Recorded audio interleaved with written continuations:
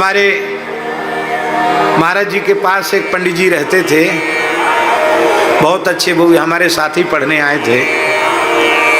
उनको किसी ने नाम निकाल दिया भोंदू पंडित जी। क्या नाम बच्चों में नाम निकाल देते हैं ना, तो नाम निकाल दिया भोंदू पंडित जी। तो वो बड़े थे आयु में, तो महाराज जी ने उनके नाम से भक्तमाली जी ने पत्र लिखा। और महाराज जी इसमें राजस्थान में थे, दास महाराज जी की सनिधि में था, हम छोटे बालक ही थे। तो महाराज जी ने पोस्ट कार्ड लिखा, बोले जाओ पंडित जी लेटर बॉक्स में डाल आओ। तो हमारे मन में चंचलता उद्दंडता क्या सूझी कि महाराज जी के जैसे अक्षर बनते थे उसी तरह से मिलाकर पंडित जी का जहाँ पते में नाम लिखा था एक कोष्ठक बनाकर लिखा श्री भोंदू पंडित जी।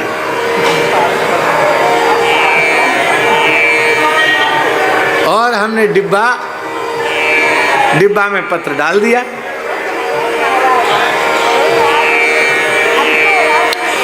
अब वो पत्र तो पोस्ट कार्ड था, वो जैसे ही पहुंचा तो यही माना गया कि महाराज जी ने भोंदू पंडित जी कह दिया। अब सब उनको चढ़ाने लगे, वाह अब तो महाराज जी ने भी भोंदू पंडित जी कह दिया।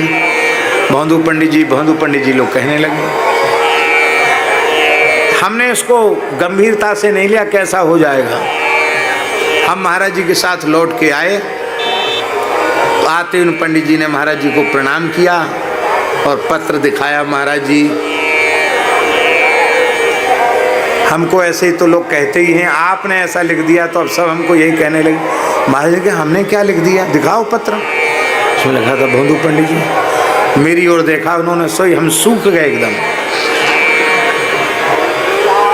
बोले हमसे, महाराज जी बोले हमसे बड़ी भूल हुई जो हमने तुमको चिट्ठी डालने के लिए कह दिया। अब तुमको ये सेवा कभी नहीं दी जाएगी, तुम अयोग्य हो। उस समय वो विद्यार्थी हमसे पढ़ते थे, आयु में बड़े थे पर हमसे पढ़ते थे।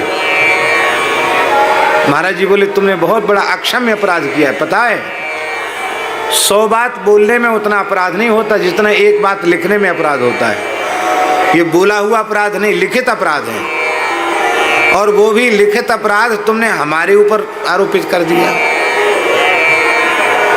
एक ब्राह्मण के मन में पीड़ा हुई है, इसका कितना पाप लगेगा। तो हम रोने लगे, हमने कि महाराज जी गलती हो गई, क्षमा कर दीजिए, प्रायश्चित बताइए। हमने कहा अब ऐसी भूल नहीं करेंगे, प्रायश्चित बताइए। बोले मेरे सामने इनके चरणों को पकड़ के साष्टांग प्रणाम करो। ये कह देंगे क्षमा है तो क्षमा है, नहीं तो तुम्हारी क्षमा नहीं अपराध, तुम्हारा अपराध क्षमा के योग्य नहीं है। पढ़ाने वाले को थोड़ा मन में ये तो होता ही है कि हमारे विद्यार्थी बड़े हुए तो क्या हुए, पर हमने महाराज जी के सामने दंडवत प्रणाम किया उनको। पंडित जी क्षमा कर दो। बोले हाँ ठीक है कोई बात नहीं, क्षमा हो गया।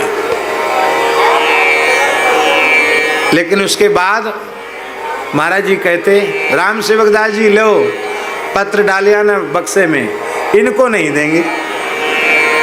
उसके बाद भी कहते इनको नहीं देंगे, ये कुछ न कुछ पंडिताई दिखा देंगे उसमें। इसलिए खेती पाती और बीनती, हमारी प्रार्थना उनके पास जाकर कर देना ये नहीं, आप खुद जाकर प्रार्थना करो।